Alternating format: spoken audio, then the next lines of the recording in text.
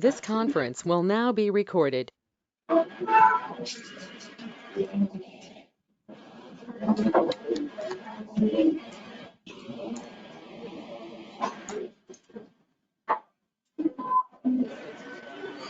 So, good morning. I think we have seen the continuous integration, right, yesterday. So I've shown you example for GitHub and then maybe. I think anyone has tried it, success.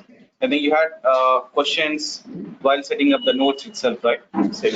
So let me just take those questions. What's happening is whenever you set up the nodes, right? So this is a node. Now configure the node. See, you just mentioned very basic things. There is nothing complications over here. So remote root directory, that's the first thing. And then second is launch method, launch agent via SSH. So, but if you want to have this launch method available, install the plugin. Hope you have installed the plugin as well. And then enter the IP address of the node. So this is the node IP address. Okay, that's a node IP address. And enter the IP address. And then here you just enter the credentials. What are these credentials? These credentials are nothing but, so what is my username is root. That your root username is your node username on the node. So that is node. Okay. So what is my username? Root, and then that user password. So don't give passwords like master password, or don't give passwords like admin username, admin password. That is the user must be existing on the node and that user password. Okay. And then take the verification strategy as non-verification strategy.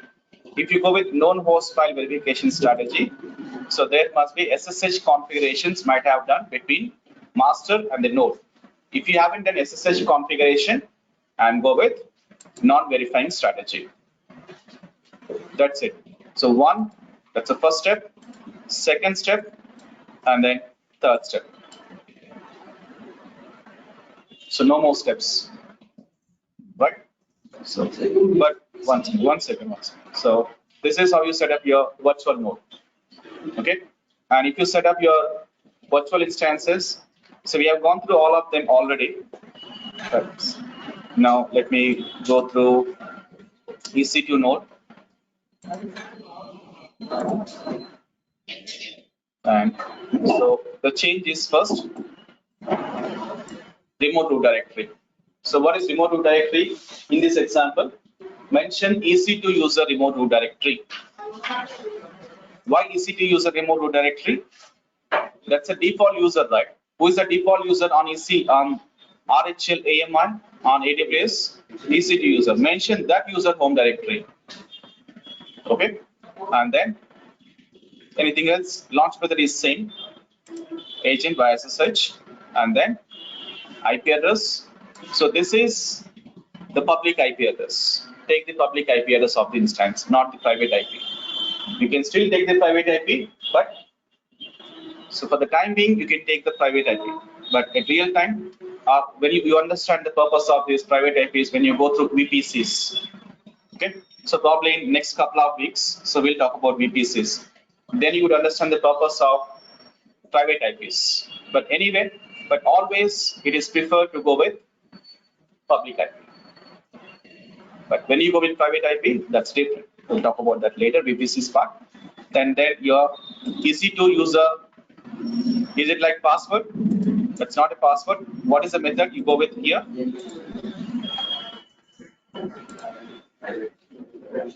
SSH with private key, and enter the private key over here. Enter the private key. Just copy paste the private key, and then what's the username? EC2 user, default user. If you have taken Ubuntu, the username is Ubuntu. That depends upon the AMI. I think we know these users, right? If you take Ubuntu as your default AMI, then go with that username as Ubuntu. Yeah, that's it. Nothing else. All simple. So you might be doing some silly mistakes. So I see some people are entering wrong passwords. That's a wrong password. Wrong password means, what can I say? It's a wrong password. So the password you have entered is not for the user password. You might have entered something else. It's a wrong password. Okay. So I see some people, they have host unreachable. Your host is not running. That means your node is not running, or its IP is incorrect. That's it. So there's no too much problems with this. But so you might come across these kind of issues when you launch the node. So one second, let me show you. I think I have that. Slash user slash. I'm just looking for the screenshot. Those who have the screenshot, probably. Yeah, these kind of errors you might come across.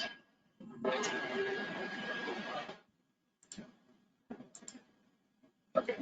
So if you come across these kind of errors when you launch a node, so very simple. You have the message. Well, you have the answer here itself. What is that? Checking the version of Java. So this is the default path from where Java will be loaded. If anyone has this issue, that's the solution is go to user local bin. This is on the node, okay? See, whenever you launch a node, if you get errors, all the errors are node related errors. There's nothing related to master. All the errors, whatever you see in the logs. So when you launch a node, these are your node issues. Okay, so go to the node and debug the issues. Anyway, the message was, so Java not found in user local bin. Okay, and what do? In this path, you copy your Java folder. You already have set up the Java, right? So you might have set up somewhere in root. You copy that to user local bin. Okay, then it will be loaded. That's it, nothing else. So user local bin. So there are some cases. So these are not for everyone, but those who are trying this on EC2, not on EC2, I'm sorry, virtual. Those who are launching virtual nodes, you may come across this kind of errors. But if you are using EC2 nodes, you won't have these kind of issues. Okay. And moreover, EC2 instances, you want to launch them as a node. Those instances already have JDK installed. You don't need to even install JDKs. So the default version is 1.9. Anyone have set up JDK? 1.8, 201, 281, 281. Okay. So that's the default version. RHL 8, right? RHL 8. So that's the default version. Okay. So, but virtual instances, you might come across this kind of issues. Okay. And moreover, so I think I already have explained this. What's the default version on RHL 6? 1.6. You remove that RHL 1.6 first, and then so latest version will be loaded. If the latest version is still not loaded, you follow that. Wait, is that? Is a local.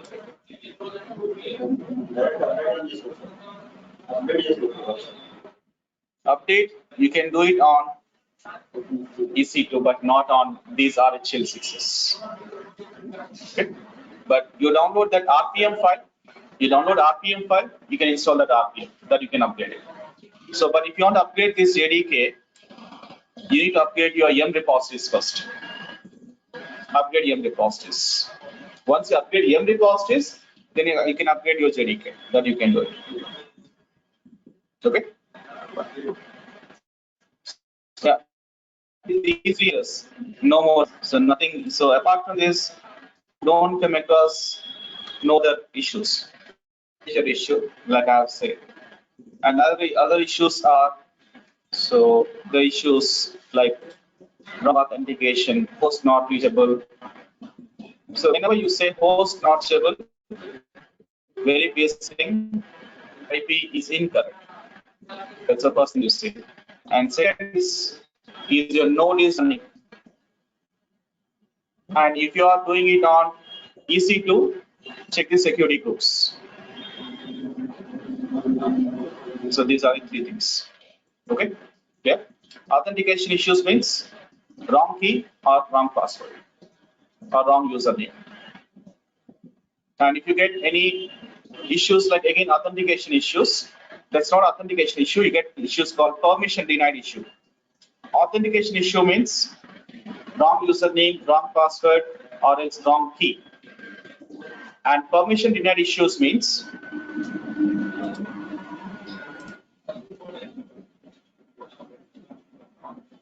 so instead of this, if you mention like root, so can I do it? No. Why? The username itself is EC2 user. Then how you will be able to create files in root directories? It's not possible, right? That's it. Okay. So that's in this case, you can expect permission denied issue. Okay. Right. So I think these are the major issues. I think so. So just resolve the issues. You can do it. Okay. So look into the error and read the error. Most of the errors so are clearly given in the logs. So you can see the logs actually. So I think all my logs are like clear logs. I can't show you any errors. That's all clear. Anyway, but if you have errors, so you can see the error on the logs. Well, well, now what was the last job we were doing some hands-on with? This was the one, right? So this is your continuous integration job. I was doing continuous integration, GitHub repository, Maven as a build tool. Yeah. So going with now. So let me check the configurations again.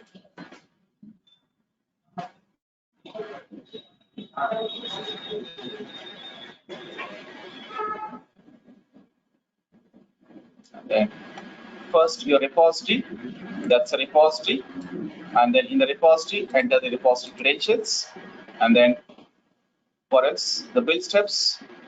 In the build steps, what is the build tool? Maven is a build tool. So why Maven is the default build tool?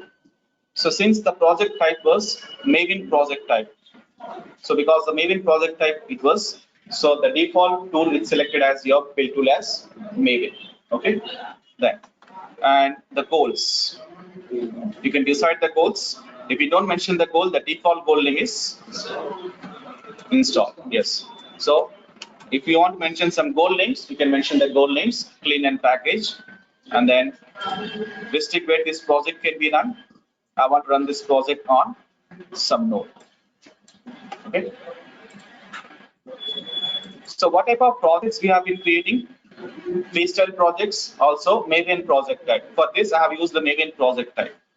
Apart from these project types, we have some other project types. For example, this is our continuous integration, right? I want to perform the continuous integration by writing some scripts in Jenkins. Yes, we can write some scripts because managing everything through these freestyle projects or Maven project type is not possible. So what are not possible? I'll explain it when we write some pipelines, scripted pipelines. I'll explain the advantages of it. Here, these pipelines so have some drawbacks. There are some drawbacks because we are creating them through the graphical interface. This is all interfaces, right? We have options, selected, selected, selected. So they have some drawbacks. So what are the drawbacks? You understand it when we go with scripted pipelines. You understand the advantages of going for scripted pipelines. But anyway, let's continue with this now. So going with build now. But is my node is online? So what is the node we are running on? Windows node, right? So I think Windows node is offline.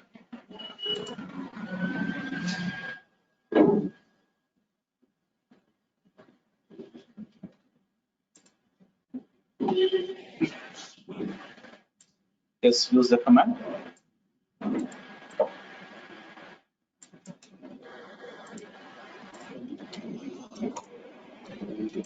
So,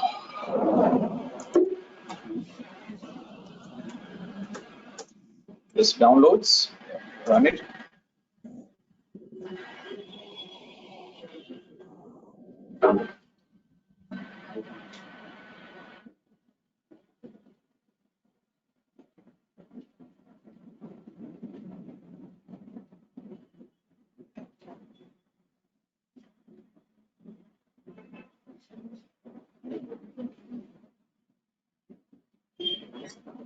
It's connected. No, not yet.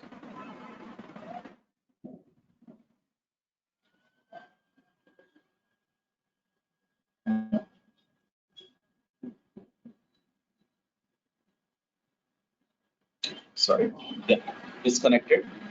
Refresh.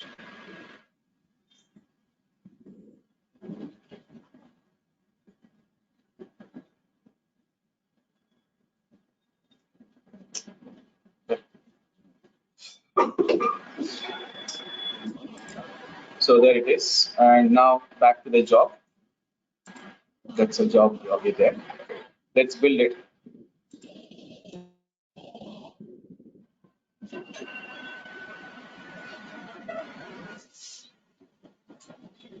Now try with that build.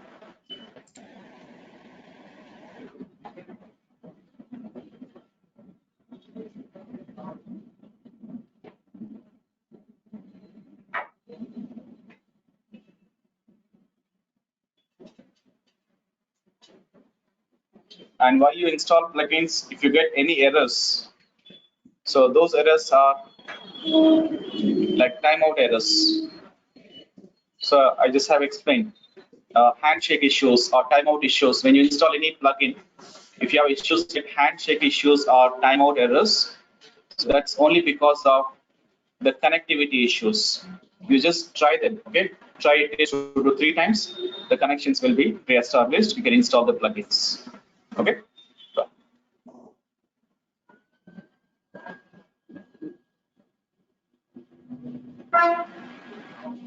So it's building.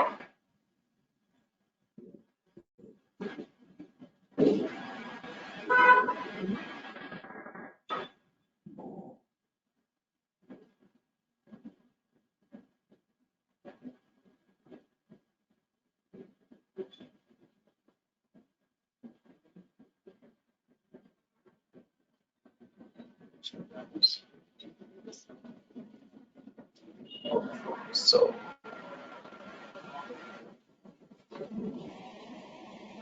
so test, and then after that package. There you have package. So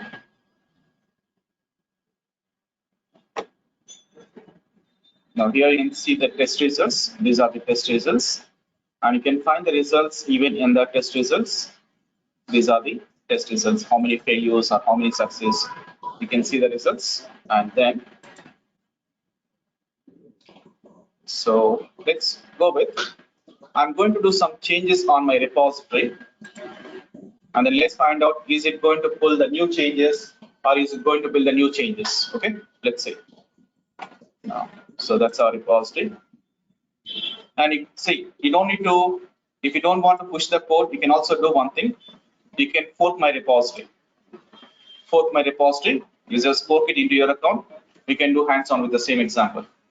Okay, so how do you fork it? This is my username. You know forking concept, right?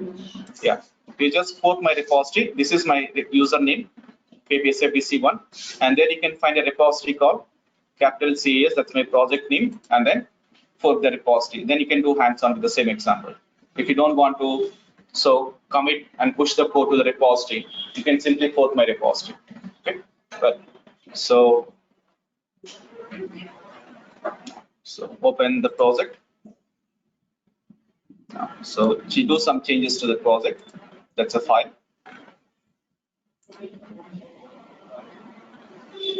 And then, so let's say, do some changes. Let's say, so hello, new change. And then commit that new change. And then commit the change.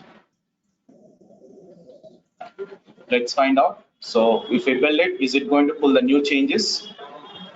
Build it. But what is the goal? The goal is still clean and package. That's the goal.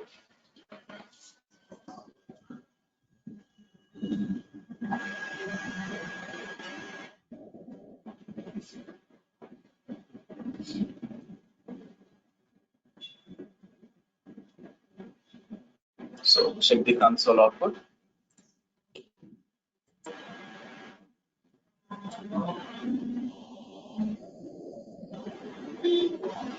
Process.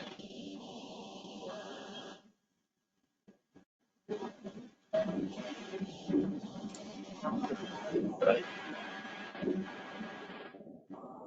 So test and then build. Again, you have the test results. So these are the test results. You can see the results, how many are skipped. And but how do I know what changes I have pulled? Or else I want to see the differences between bill number 4, bill number 5. I want to see the differences. How do I see that? Go to bill number 5. Then we can see the changes over here. So what is the change I have pulled? A new change. What is the commit ID? That's the commit ID. Is it the latest commit ID? So just check that. That's a latest commit ID. So I have pulled the recent changes, latest changes. And so back to previous build. That's a previous build. Then in the previous build, that was the commit ID. Okay. Now I will be going with what is the package we have built. What's the package version? Where do you see the package? Target. Let's say the package version is 4.3, right? Now I will be changing the package version. So forms file and then the version name. I change it here. So it is, let's say 4.4. It's 4.4. So package version is changed. Change version and then commit the change. Now, so as committed since started rating, see what changed. It's okay. Is it committed? 1 second. Why that message? I think that's committed 11 seconds ago. But so go to the project. Now I configure it.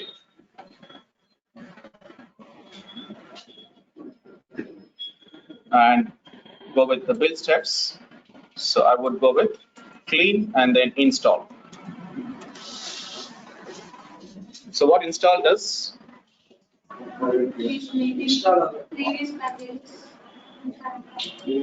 Yeah. So install is going to copy the package in M2 repository. Right. What is M2? It's a local repository. Right. So maybe it's local repository. So back to, is it done? We haven't built it, right? Okay, before I build it, just a second. Okay, let's build it on the top. Let's build it. So build now.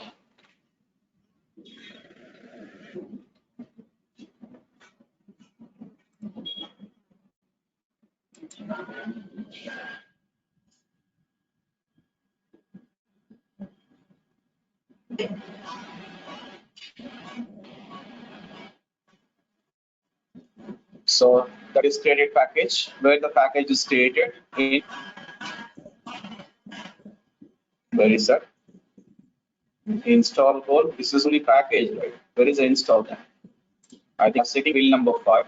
What is the latest build is? Build number 6. Still building. So where the package is created in, where is that? M2. m2 Jenkins. Install. I'm sorry. There is your m2. Okay, but check your m2. That's m2, and then repository, and then so company name bank. So that has created a new package. Okay, so you can see that build files are also the packages we have used. If you don't mention any codes, the default code is install code, and you can see the test results as usual over here. So this is what kind of repository that is GitHub, which is a cloud repository. But what if I have a local repository? So let's take an example for Subversion. Okay, so Subversion, I'm just showing an example how the repository works. Okay, and if you're interested, you can install Subversion repository. I will be sharing all the required softwares and the videos. If you're interested, we can do it just like and. Okay, so that is just option. But so since we are looking into continuous integration, I want to show you that continuous integration as well. Subversion is an repository which is your local repository, local service. I'm simply going to push some code onto the Subversion repository and then explain how do we take the code from Subversion and also build it. But whatever the repository, whatever the build tool that is, the process is the same. What is that? How do you create a continuous integration job? When you create a new item, okay, so I would create a continuous integration, let's say Subversion repository, SVN, you can call it, and add. What is the project type? Crystal project type. Now tell me the steps. What we select first? Source code management repository. Okay, next, build steps. Select your build. And also, if you want to run that project on a node, you can select your project. Okay, but now select your Subversion source code repository, which is Subversion. But for this, you must have installed already a plugin.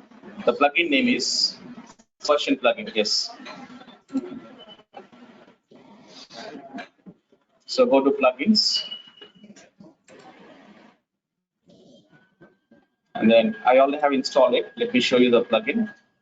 Plugin name is Subversion. That's a Subversion plugin. Okay. Simply you just install the plugin.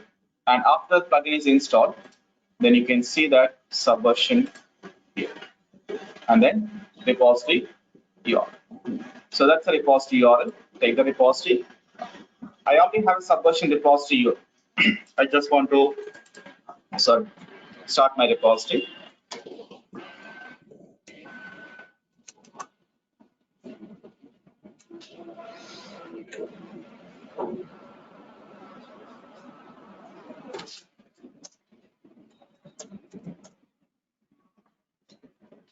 So just like in Tomcat, if you want to start your Tomcat, how do you start it? /startup.sh. The same way here. If you want to start a Subversion repository in Subversion home directory, you can see a script and then check the status. What is the script name is ./ctlscript.sh. I want to start it ./ctlscript.sh and then start.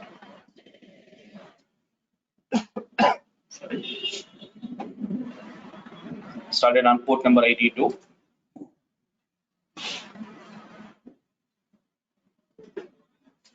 So let's access the repository. If you want to access the repository, we need IP address. Now, what that is IP address? Now, go with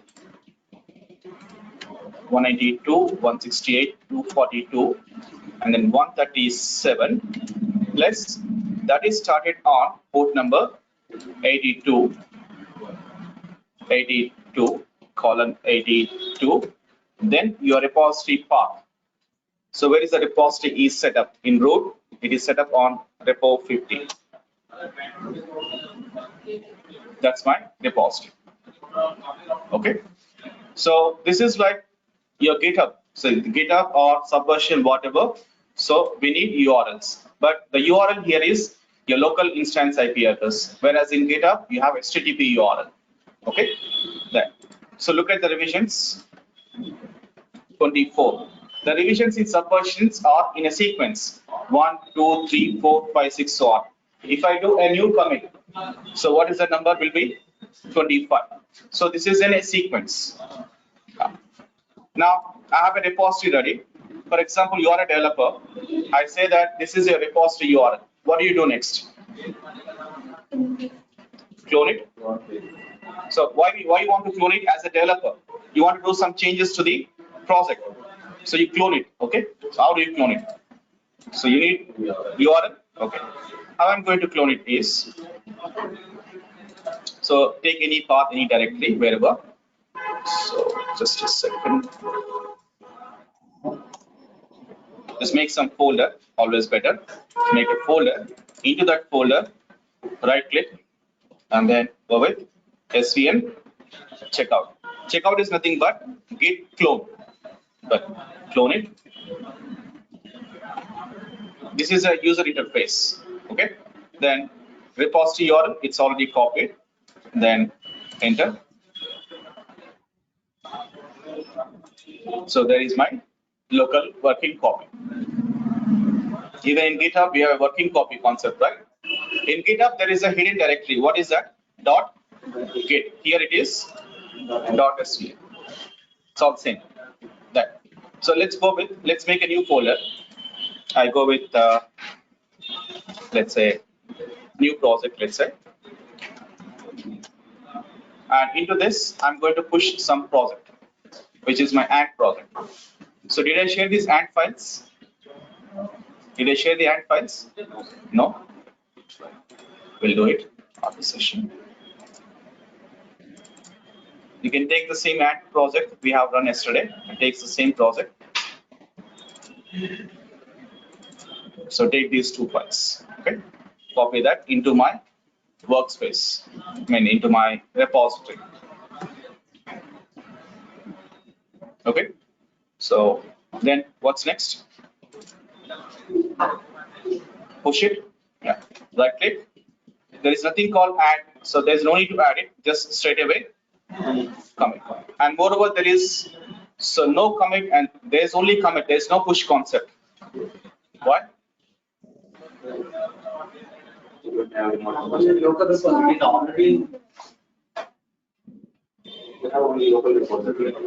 Yeah, this is local repository. But if this is not a remote repository. If I commit it, then do I need to push it? See, what is the difference between DVCS architecture versus a client-server repository architecture?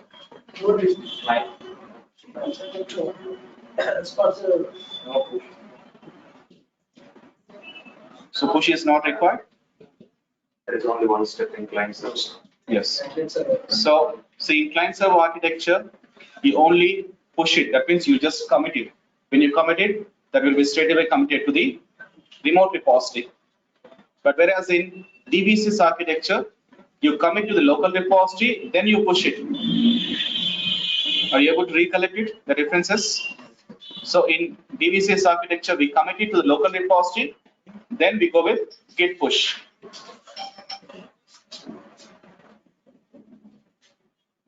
Okay. And then, so how about in client-server architectures? There is only one step, commit step, that goes straight away onto the remote repository. So I'm just committing it. So just add all of them, add all files, and then OK. 25. Previously, what was the revision number? 24. Refresh. That's 25. This is my remote repository. Right? And then what is the project? That's my project. So this is the URL I need. Okay, take the URL and then, so that's my URL. So credentials, we don't need any credentials. Just leave it. And next is build steps. What is that? Invoke and that's it, nothing else. and then go with general, and then build this project, restrict, and I want to run it on, let's say, some Linux node. So what are the steps again? First, general, and next is source code management. And then we have this. So all the steps are same. Okay. Even if you have any other repository, let's have Bitbucket repository. So the steps are same. Now build it.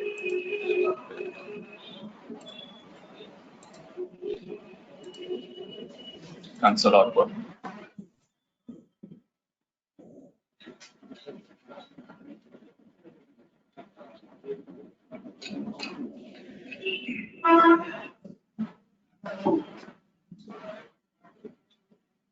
So it was a failure to do a checkout. So why it was a failure? Let's find out. So failed to check out.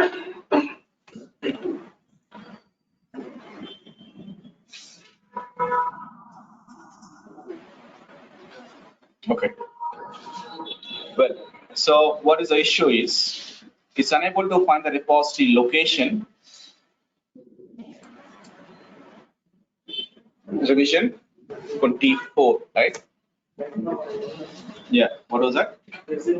Revision 25. It's revision 25. But why it was trying to find out revision 24? See, don't worry about subversion concept. Just talk in general. In repository concept, talk in general concept. Don't worry about subversion. So let's say GitHub repository. Okay. If this was a GitHub repository, I'm trying to clone a repository. Okay. I'm trying to clone a repository, but it has cloned the previous repository, previous version, I'm sorry, but not the latest version. Why is it so? Not up to date. But it was cloning, right? You see that? It was checking out. Checkout means cloning. Yeah, this is my remote repository.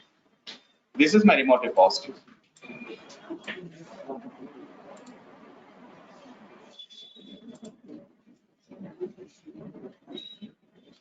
So these things happens because of, you see it clearly, timestamp issues. So what is the timestamp issue? Your Jenkins master time is somewhat not up to date. Okay, so that might be your Jenkins, your node issue. Sorry, that's node issue. So it is not able to find the repository revision because the timestamp is showing is outdated timestamp. So that's why always make sure so your timestamps are up to date always. But when you go to real time, you don't need to worry about all these things. The timestamps automatically will be updated.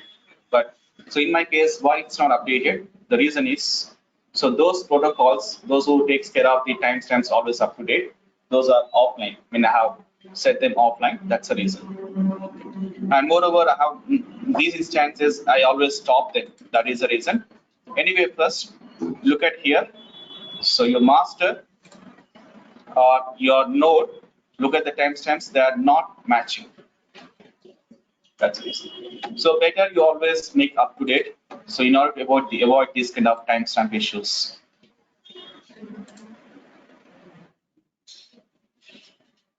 So even these things, these issues might happen.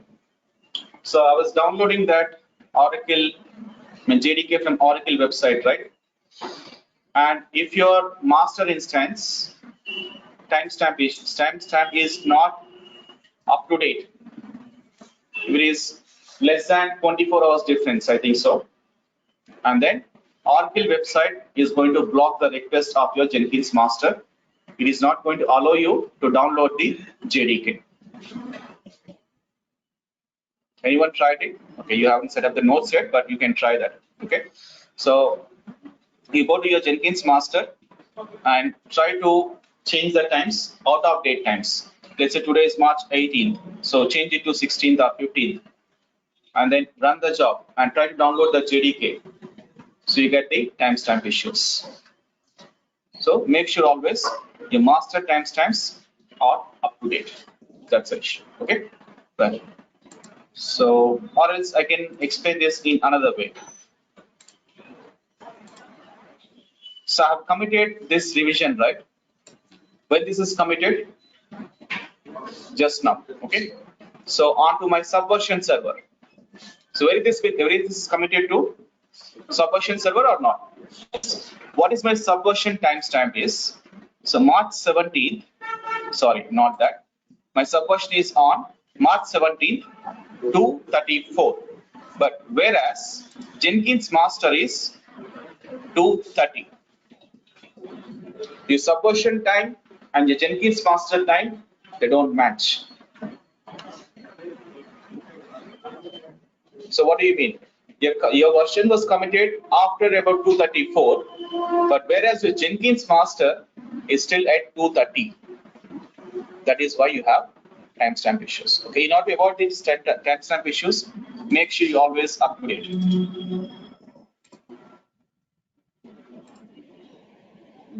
Now, just what is the time? 18th. What time is this? 10:39. 10:39. Save it. And also save this time. So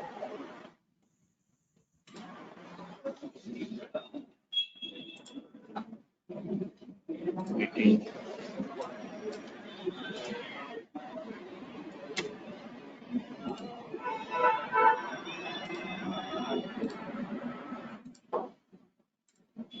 Well,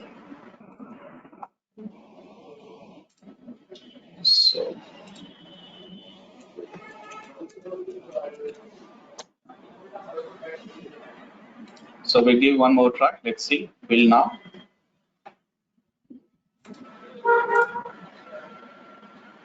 Revision 25. So it's pulling the latest revision. Right. So, but will fail you. Why it was a failure?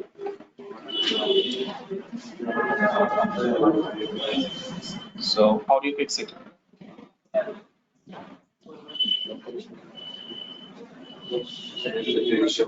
JDK version where? Global tool configuration, we already have set them up, but how do you select it? Build environments. So with add, you can select the add version, also JDK version.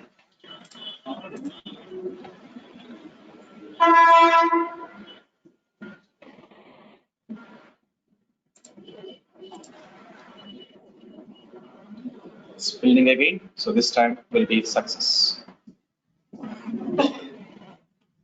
Clean compile, then package, whatever is. So this is for idea purpose only. Okay, if you want to do, if you are interested, you can try them. So if you are not interested, at least understand what are the steps I'm doing. Okay, but so we have seen this continuous integration for two types of repositories like GitHub and also Subversion. Also, we have used different tools and maybe. Okay, but for all these projects, whenever I go with any project, some continuous integration project, I have this project ready. Once the project is ready, so what are we doing next? Build now. But is it possible to build now, click on the build now every time manually? Or can I say that I'm building this manually? I don't want to build these jobs manually. I want to make them automated.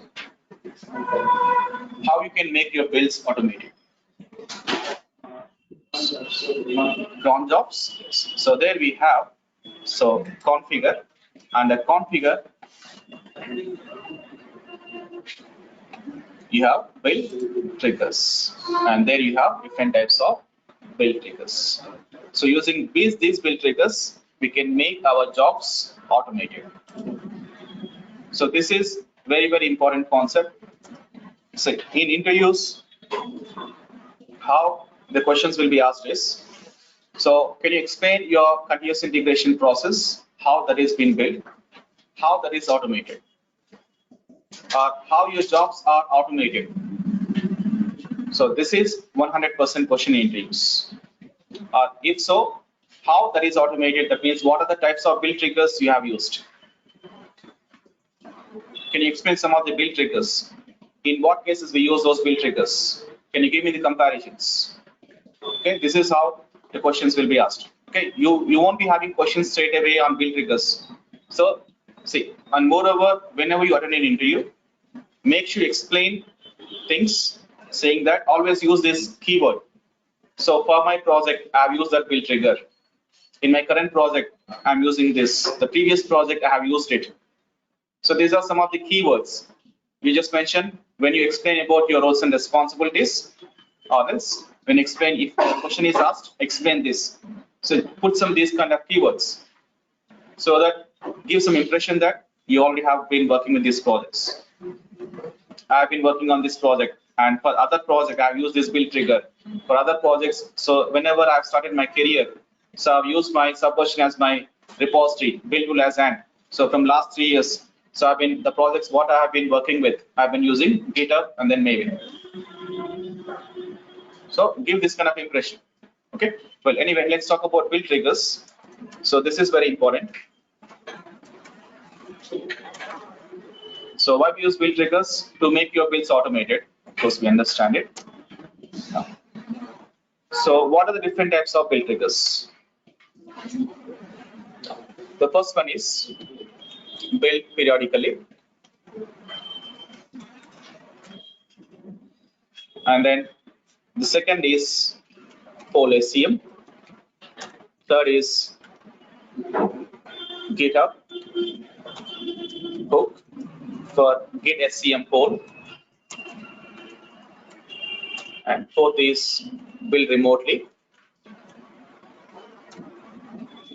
And then fifth is build after other projects or other jobs. And then sixth is build other projects or other builds, whatever you call it, other jobs.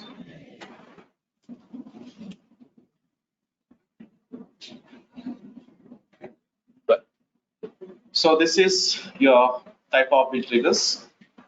Among them, so what is important?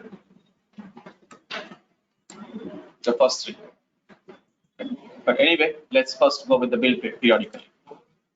I think the name itself explains what is build periodically. So you want to build your project on periodical basis. Let's say I want to build my project weekly once. Let's say on Wednesday, Thursday, on particular time, or else, so every couple of weeks, once in a month. So I want to build it something like this. I want to repeat them periodical basis. That is what is build periodically. Then how do you mention that time in build periodically? So take an example. Today is 18th March, right? Okay. So 18th March. And then I want to build a job around at, let's say, 2:30 p.m. today. So how do you write a cron syntax? I mean, what is the time format we write this? The time format we call them is cron time format. We call them cron syntax. So what is the syntax? Now, so here we are in the build triggers. You select that build periodically, and once you select it, click on the help.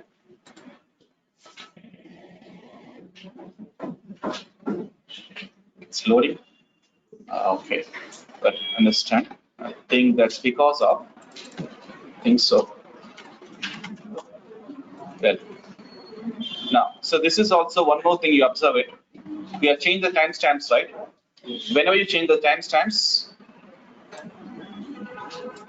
IP changes.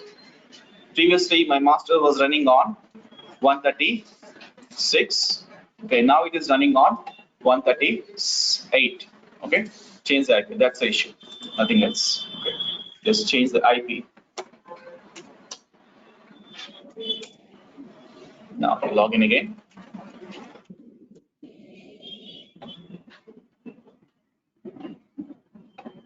We are in the job. It's on 138. Okay. So we'll trigger this and then build periodically and then help. You see the syntax. This is the syntax.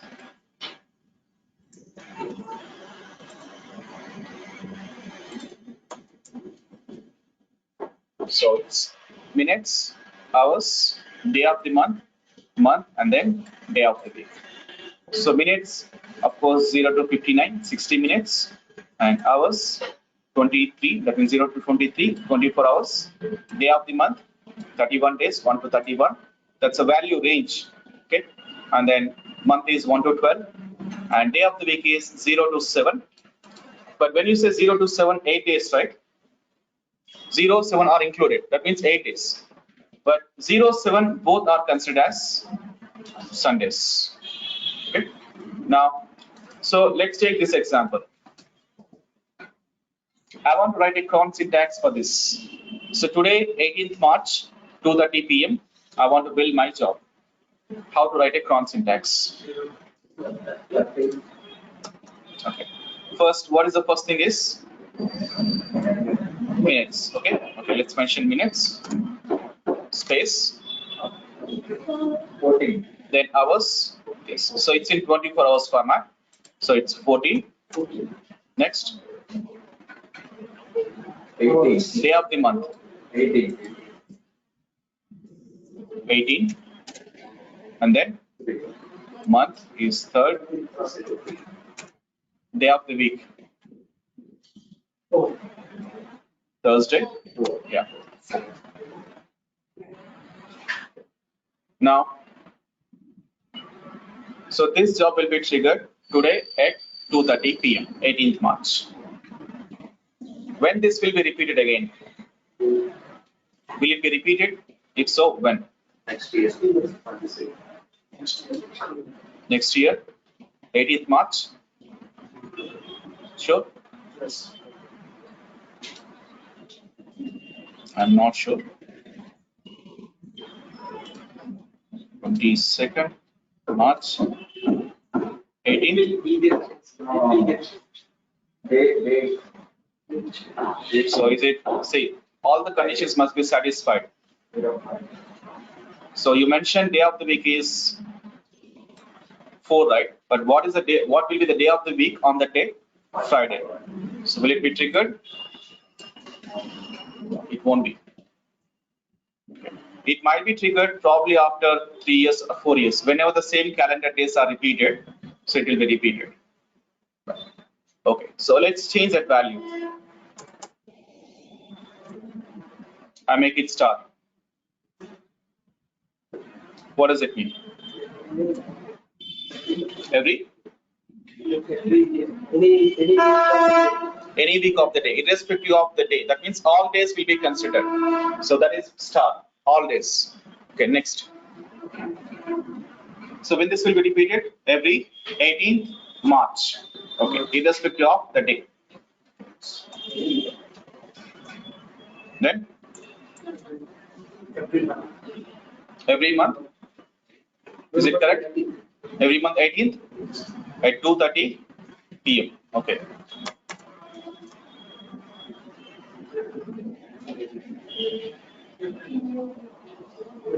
Every day. Okay. Every 30 minutes. So that is the meaning of star. Star means it takes any value. Okay. So from the range of the values. So let me give you a couple of more examples.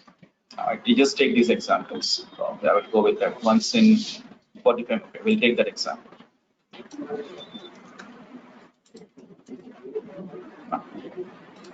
So tell me the format for this. This is another example.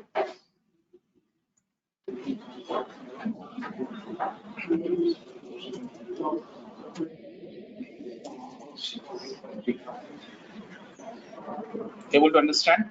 So once in every 2 hours at 45 minutes, past the hour, and then starting at 9:45 a.m. finishing at 3:45 p.m. every weekday. Now, so if the statement is so confusing, first get the values from the statement which you understand easily. Okay. So what do you understand easily? Starting at 9:45. Okay. So is it easy? Fine. That means hours is hours mentioned. Okay, hours mentioned. Okay, fine. Firstly, minutes. What are the minutes? Okay, next. Okay, 9. So 0, 9 or 9, whatever. Yeah, 9. Then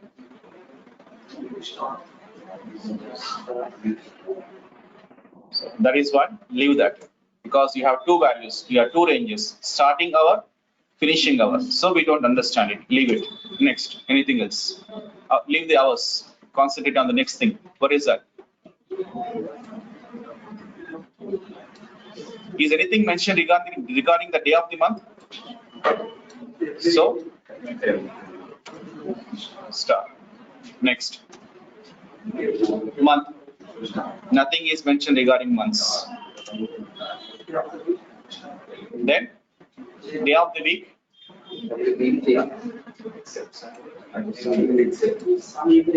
Weekday. Weekdays means Monday to Friday. So the range, now it is a range. Yes. So 1 to 5. You can mention them 1 to 5 or else you can put them in the braces. That's also not a problem. Okay. So you can leave them as something like this. That is also correct. Okay. Next. So we got 4 values. So we got minutes, day of the month, and also week. So something else is left. What is that? Hours. Starting at 9, finishing at. So you see that starting at 9, finishing at 3:45 p.m. 15. Okay. Then once something is, there's something else. What is that? Look at the first one. Once every 2 hours. That means it's like, say, if you leave it, so this will be triggered for every minute, that means 9:45, 10:45, 11:45, every hour. But I don't want that. I want every alternate hours. That means every 2 hours, once in 2 hours. /2. So means every 2 hours. You go with 3 for every 3 hours. Okay, let's go with 2. So now tell me when this job will be triggered for the first time. 11:45. 145. Okay. 13:45 and then is it correct? Yes. So what is the highest range? Then why it will be triggered at 15:45? You mentioned at 3 p.m. itself. How come this will be triggered at 3:45? What is the value then? 16. It's not 15. It is 16. So now this is correct. Okay. So it's very easy. So just understand this statement. If you understand the statement, you can understand the wrong syntax. Let me give you one more same example. This is very much similar to the previous example.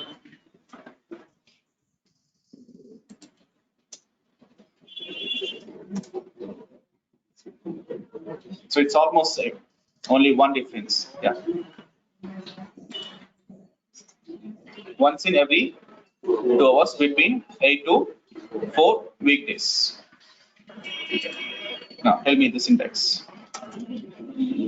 So is anything is mentioned regarding the minutes? No, right?